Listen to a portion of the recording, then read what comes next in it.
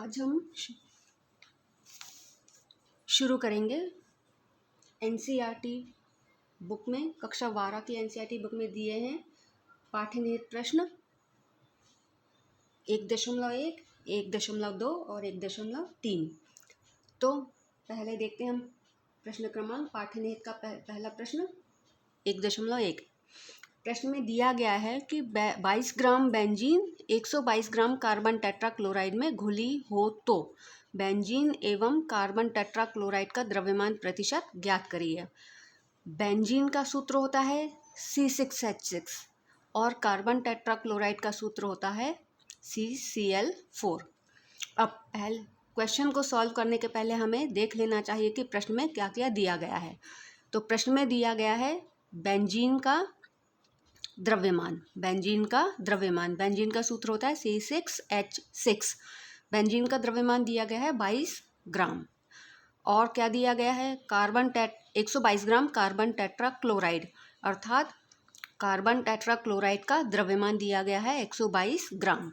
अब विलयन का कुल द्रव्यमान कैसे निकालेंगे? विलयन में जितने भी अवयव उपस्थित हैं उन सभी के द्रव्यमानों को प्लस कर देंगे। तो विलयन में एक अवयव है बेंजीन और दूसरा बेंजीन में एक अवयव है विलयन में एक अवयव है बेंजीन और विलयन में दूसरा अवयव है कार्बन टेट्राक्लोराइड। ये हम पहले देख चुके हैं कि इस प्रश्न में इसकी आवश्यकता नहीं है, फिर भी हिंट के लिए बता रही हूँ। सामान्यतः जो अधिक मात्रा में होता है वो अवयव विलायक होता है और जो कम मात्रा में होता है वो अवयव विलेय होता है। इस प्रश्न में विलेय और विलायक पहचानने की आवश्यकता नहीं है। ज्ञात क्या करना है? बेंजीन एवं कार्बन टेट्राक्लोराइड का द्रव्यमान प्रतिशत ज्ञात करना है। अब विलयन का कुल द्रव्यमान कैसे निकालेंगे? बेंजीन का द्रव्यमान प्लस कार्बन टेट्राक्लोराइड का द्रव्यमान निकालेंगे तो 22 + 122 करके 144 विलयन का कुल द्रव्यमान आ जाएगा। द्रव्यमान प्रतिशत निकालने का सूत्र हम पहले पढ़ चुके हैं। तो प्रतिशत निकालने के लिए क्या करेंगे? जिस अवयव का प्रतिशत निकालना होता है उसे ऊपर लिखा जाता है और उसमें 100 का गुणा किया जाता है बटे विलयन का कुल द्रव्यमान आएगा।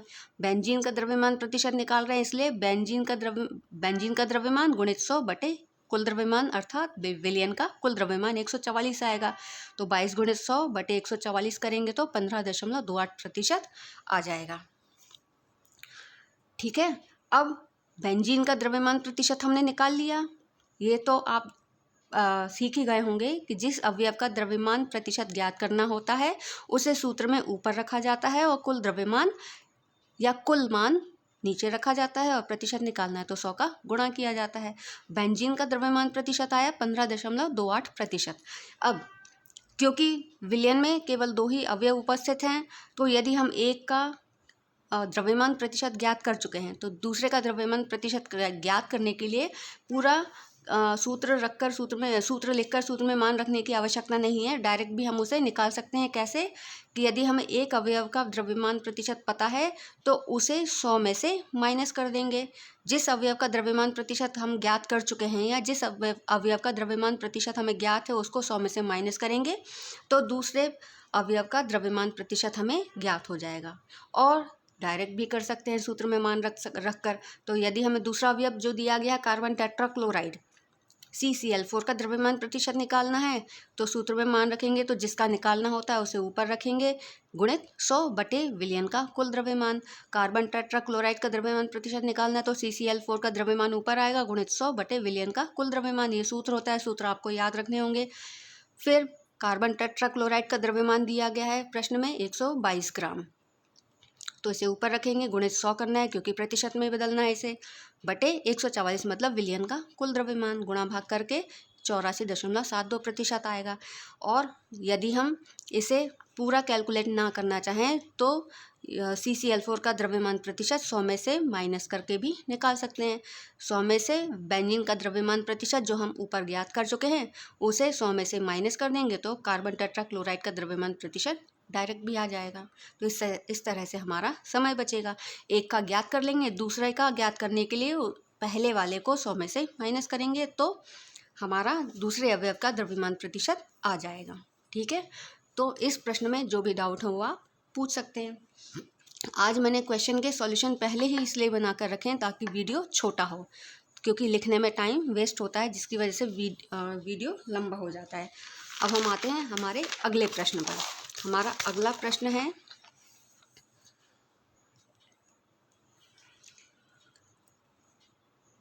पाठ्यनिहित का 1.2। 1 विलियन में बेंजीन का 30 द्रव्यमान प्रतिशत कार्बन टेट्राक्लोराइड में घुला हुआ है, तो बेंजीन के मोल अंश की गणना करिए। पहले क्वेश्चन समझते हैं। 1 विलियन है, उस विलियन में बेंजीन का 30 द्रव्यमान प्रतिशत है। बेंजीन का 30 द्रव्यमान प्रतिशत है किसमें? कार्बन टेट्राक्लोराइड में घुला हुआ। मतलब बेंजीन घुला हुआ है और बेंजीन को किस में घोला गया है? कार्बन टेट्राक्लोराइड में। तो बेंजीन घुला हुआ है और कार्बन टेट्राक्लोराइड में घोला गया है, तो जो घोला गया है वो होगा विलेय और जिसमें घोला गया है वो होगा विलायक। तो बेंजीन को घोला गया है तो बेंजीन होगा विलेय और कार्बन टेट्राक्लोराइड में घोला गया है तो कार्बन टेट्राक्लोराइड होगा विलायक।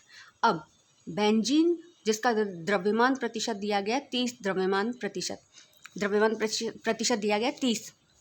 इसका मतलब क्या हुआ? यदि हमारा कुल विलियन 100 ग्राम है तो उसमें 30 ग्राम हमारा बेंजीन होगा। अब विलियन में 2 अवयव हैं, एक है विलेय और दूसरा है विलायक। तो विलेय अर्थात बेंजीन है 30 ग्राम, तो बचा हुआ हमारा विलायक होगा। कैसे? क्योंकि यदि हमारा कुल विलियन 100 ग्राम है प्रतिशत के अनुसार, क्योंकि क्वेश्चन में प्रतिशत दिया गया है विलियन का, विलियन के साधन को प्रतिशत में दर्शाया गया है। तो यदि कुल विलियन 100 ग्राम है तो विलियन में बेंजीन का द्रव्यमान 30 ग्राम है, तो बचा हुआ जो होगा वो दूसरा विलायक होगा। तो बचा हुआ कितना होगा? 100 माइनस 30 कर देंगे तो हमारा विलायक आ जाएगा। तो बेंजीन का द्रव्यमान प्रतिशत है 30% और द्रव्यमान में बदलेंगे तो द्रव्यमान के अनुसार 100 में से 30 ग्राम बेंजीन है। बेंजीन, अब क्योंकि हमें ज्ञात क्या करना है? बेंजीन के मोल अंश की गणना करनी है। क्योंकि हम पीछे सूत्र में देख चुके हैं जब हम मोल अंश पढ़ रहे थे कि मोल अंश जब हमें ज्ञात करना होता है तो मोल अंश को ज्ञात करने के लिए हमें अवयवों के मोलों की संख्या भी पता होनी चाहिए और मोलों की संख्या पता होने के लिए हमें अवयव का मोल द्रव्यमान भी पता होना चाहिए। क्योंकि प्रश्न में मोलों की संख्या नहीं दी गई है तो मोलों की संख्या हमें निकालनी होगी।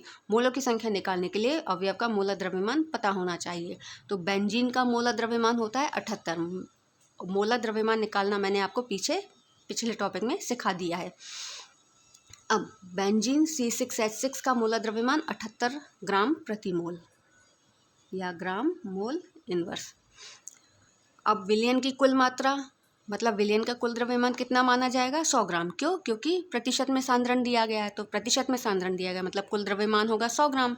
यदि विलियन का कुल द्रव्यमान 100 ग्राम है और विलियन में एक अवयव बेंजीन है जिसका द्रव्यमान 30 ग्राम है, तो बचा हुआ जो होगा 100 में से जो बचा हुआ होगा, क्योंकि 100 कुल है, 100 में से 30 ग्राम एक अवयव है तो दूसरा अवयव कितना होगा? 100 में से 30 माइनस करेंगे तो 70 ग्राम होगा। मतलब एक अवयव होगा 30 ग्राम और दूसरे अवयव का द्रव्यमान होगा 70 ग्राम प्रतिशत के अनुसार।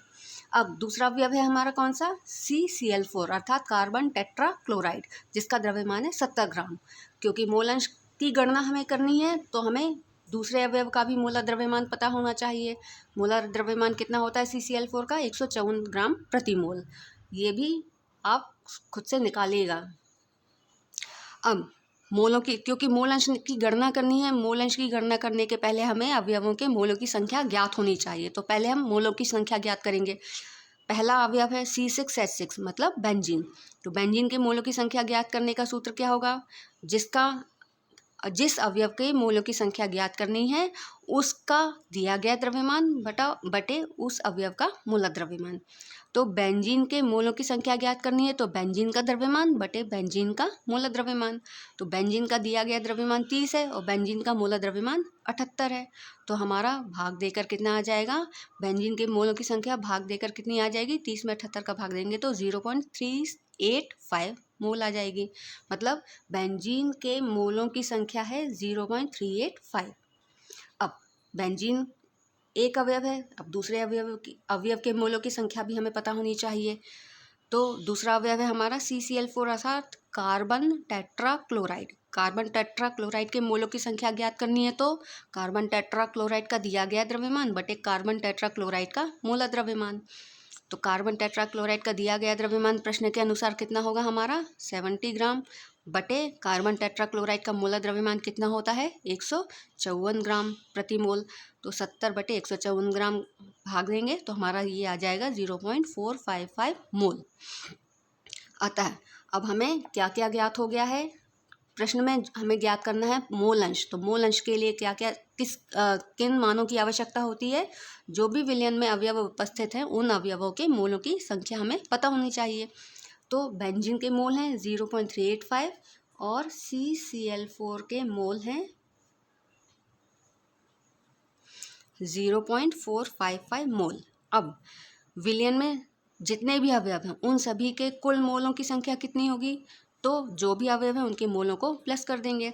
तो बेंजीन के मोल प्लस CCl4 के मोल को प्लस करेंगे तो हमारा कितना आ जाएगा 0.385। बेंजीन के मोल है 0.385 और CCl4 के मोल हैं 0.455, प्लस करके 0.840 मोल आ जाएगा।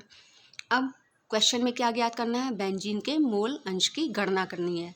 मोल अंश की गणना करनी है, मोल अंश हम पहले पढ़ चुके हैं। मोल अंश का सूत्र क्या होता है, जिस अवयव का मोल अंश ज्ञात करना है उसके मोलों की संख्या ऊपर आएगी बटे में, और उसको भाग देना है किससे, विलयन में उपस्थित सभी अवयवों के मोलों की संख्या से, कुल मोलों की संख्या से। जिस अवयव का मोल अंश ज्ञात करना है उसे सूत्र में ऊपर रखेंगे, उसके मोलों की संख्या का मान ऊपर आएगा। जिस अवयव के मोल अंश की हमें गणना करनी है उस अवयव के मोलों की संख्या का मान ऊपर आएगा सूत्र में, और बटे में या नीचे विलयन में उपस्थित सभी अवयवों के मोलों की कुल संख्या आएगी। विलयन में 2 अवयव उपस्थित हैं तो दोनों अवयवों के मोलों की संख्या का मान नीचे आएगा। तो बेंजीन के मोलों की संख्या हमने कितनी निकाली 0.385 मोल, वो हमने ऊपर रख दी। और विलयन में 2 अवयव उपस्थित हैं C6H6 और CCl4, तो उन दोनों के को मिलाकर कुल मोलों की संख्या कितनी हो जाएगी 0.840। बेंजीन के मोल प्लस CCl4 के मोल, इनको मिलाकर कुल मोल कितने हो रहे हैं हमारे 0.840 मोल, तो ये बटे में आ जाएगी। अब बेंजीन के मोलों को कुल मोलों की संख्या से भाग देंगे तो कितना आ जाएगा हमारा 0.485 मोल। 0.485 मोल नहीं, कोई इकाई नहीं इसकी होगी, क्योंकि ये एक अनुपात है। ठीक है, तो बेंजीन के मोल आए हमारे कितने 0.485। प्रश्न में तो केवल बेंजीन के मोल अंश की ही गणना करनी है। यदि प्रश्न में कार्बन टेट्राक्लोराइड का मोल अंश भी ज्ञात करना होता तो हम क्या करते, यदि प्रश्न में दूसरे अवयव का भी मोल अंश ज्ञात करना है तो क्या करेंगे, जो पहले पदार्थ का या पहले अवयव का हमने मोल अंश निकाला है उसे 1 में से हम माइनस कर देंगे। यदि हमें मान लो CCl4 के मोल अंश की गणना करनी होती, मोल अंश निकालना है किसका CCl4 का, CCl4 का मोल अंश यदि हमें ज्ञात करना है तो उसे निकालने के लिए क्या करेंगे, जो हम ज्ञात कर चुके हैं उसे हम 1 में से माइनस कर देंगे, अर्थात बेंजीन के मोलों की संख्या को 1 में से माइनस कर देंगे तो हमारा दूसरे अवयव का मोल अंश भी आ जाएगा। तो इसे माइनस करके आएगा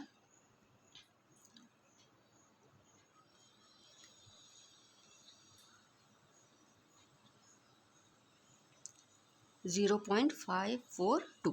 तो इस तरह से कार्बन टेट्राक्लोराइड के मोलों की संख्या होगी 0.542, जो प्रश्न में पूछी नहीं गई है। यदि पूछी जाती तो एक का हम निकाल लेते हैं, एक अवयव का मोल अंश का मान हम सूत्र में मान रखकर निकाल लेते हैं, और दूसरे का भी यदि ज्ञात करना है तो दूसरे का मान निकालने के लिए हम क्या करेंगे, जो पहला हमने मोल अंश निकाला है उसे 1 में से माइनस कर देंगे तो दूसरे अवयव अर्थात CCl4 का मोल अंश हमें ज्ञात हो जाएगा। तो ये हुआ हमारा प्रश्न 1.2 का हल। इसमें जो डाउट हो वो भी आप पूछिए कमेंट में। अब हम आगे बढ़ते हैं, अगला प्रश्न हमारा 1.3। 1.3 में 2 प्रश्न हैं, एक है ए और दूसरा है बी। निम्नलिखित में प्रत्येक की मोलरता ज्ञात करनी है, अर्थात 1.3 के अंदर जो दो प्रश्न दिए गए हैं उन दोनों में ही मोलरता की ही गणना करनी है। पहले हम प्रश्न हल करेंगे ए, बाद में करेंगे बी। पहला प्रश्न क्या है, 30 ग्राम CONO3 whole twice into 6H2 अर्थात कोबाल्ट नाइट्रेट। कोबाल्ट नाइट्रेट 30 ग्राम है, मतलब कोबाल्ट नाइट्रेट का द्रव्यमान दिया गया है जो कि है 30 ग्राम, 4.3 लीटर विलयन में घुला हुआ है। 4.3 लीटर विलियन है, मतलब विलियन का आयतन दिया गया है 4.3 लीटर। 4.3 लीटर विलियन में घुला हुआ है, क्या घुला हुआ है 4.3 लीटर विलियन में? Cobalt nitrate. कोबाल्ट नाइट्रेट जिसका द्रव्यमान है कितना? 30 ग्राम। 30 ग्राम कोबाल्ट नाइट्रेट 4.3 लीटर विलियन में घुला हुआ है। अब समझेंगे हम कि इसमें प्रश्न में क्या क्या दिया गया। तो पहली चीज़ क्या दी गई है? कोबाल्ट नाइट्रेट का द्रव्यमान जो कि है 30 ग्राम। कोबाल्ट नाइट्रेट का द्रव्यमान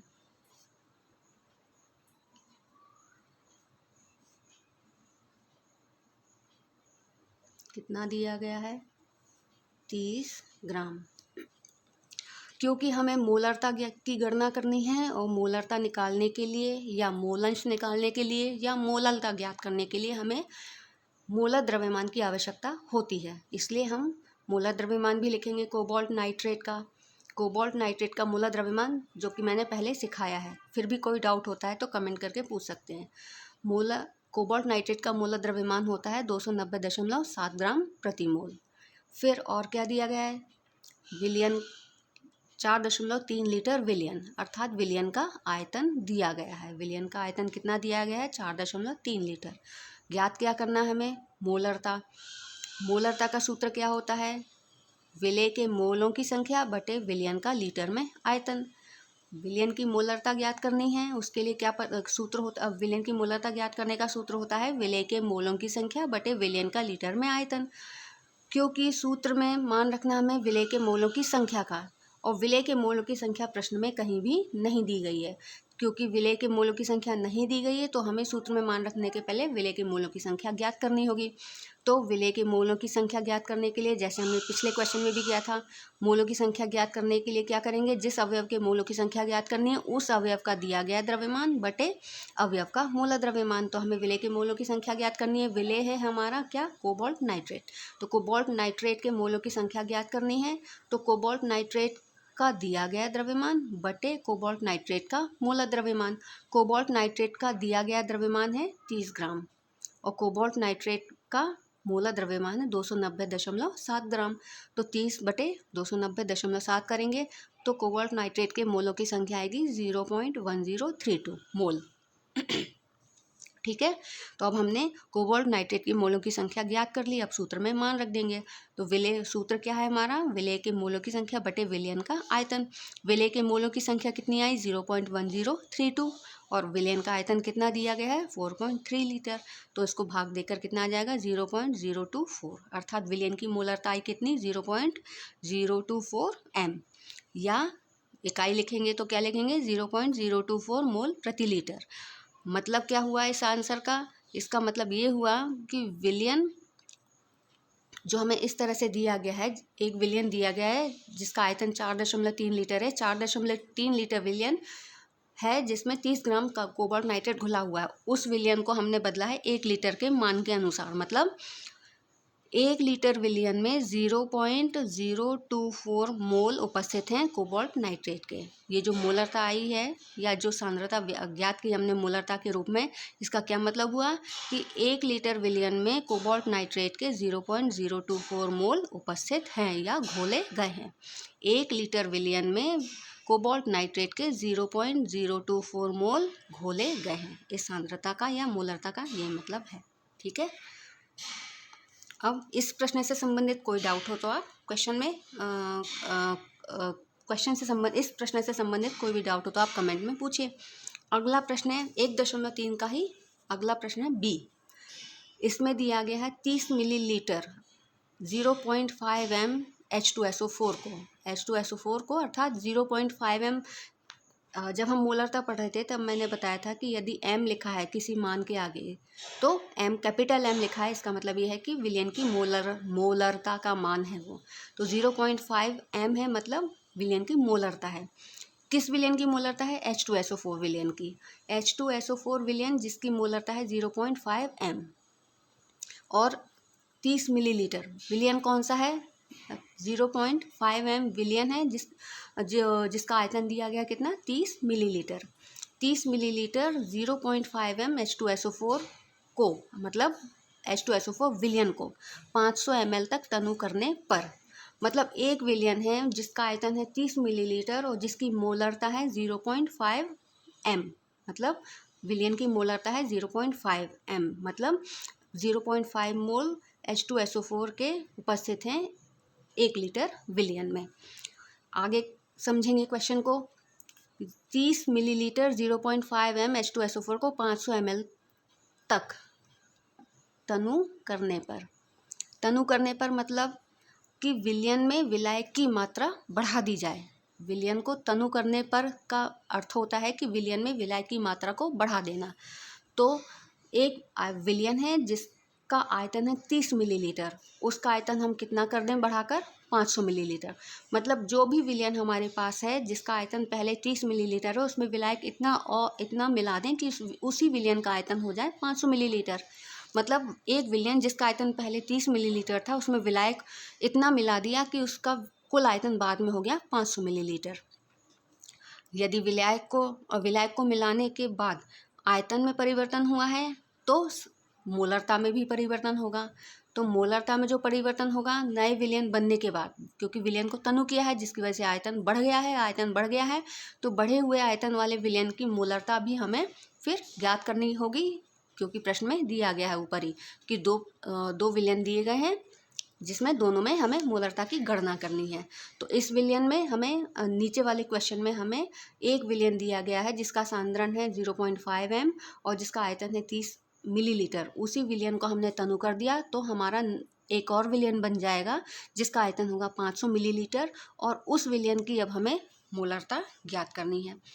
तो इस प्रश्न को सॉल्व करेंगे अब हम। इस प्रश्न के अनुसार हमें क्या क्या दिया गया है।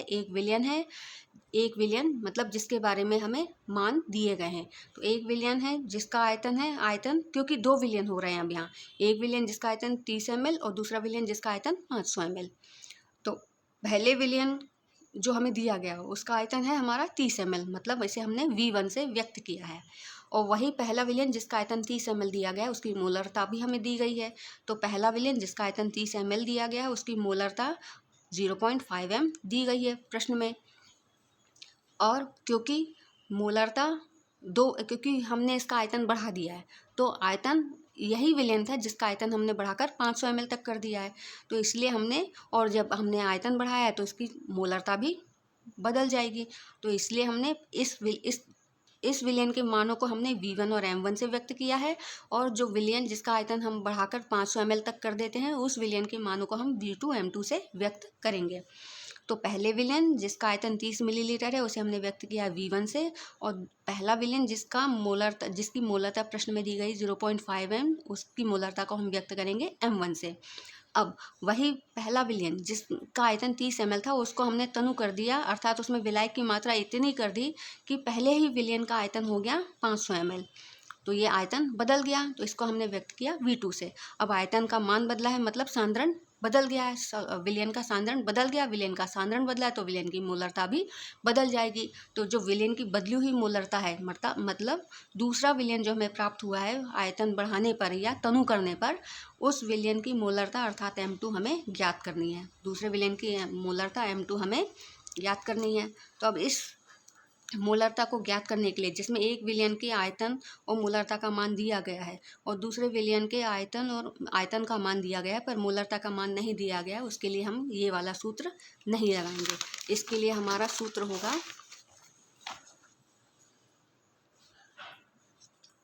M1V1 बराबर M2V2। दूसरे विलयन के लिए सूत्र होगा M1V1 बराबर M2V2।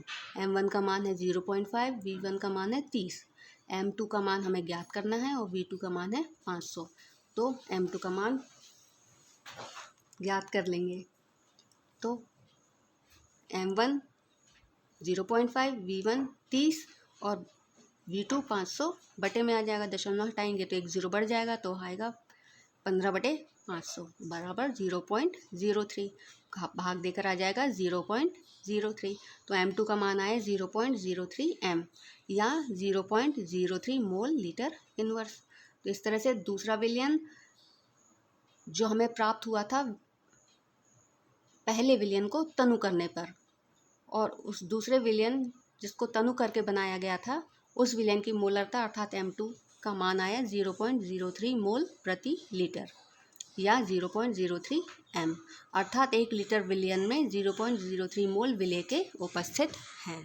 ठीक है, ये हुआ प्रश्न 1.3 का A और B।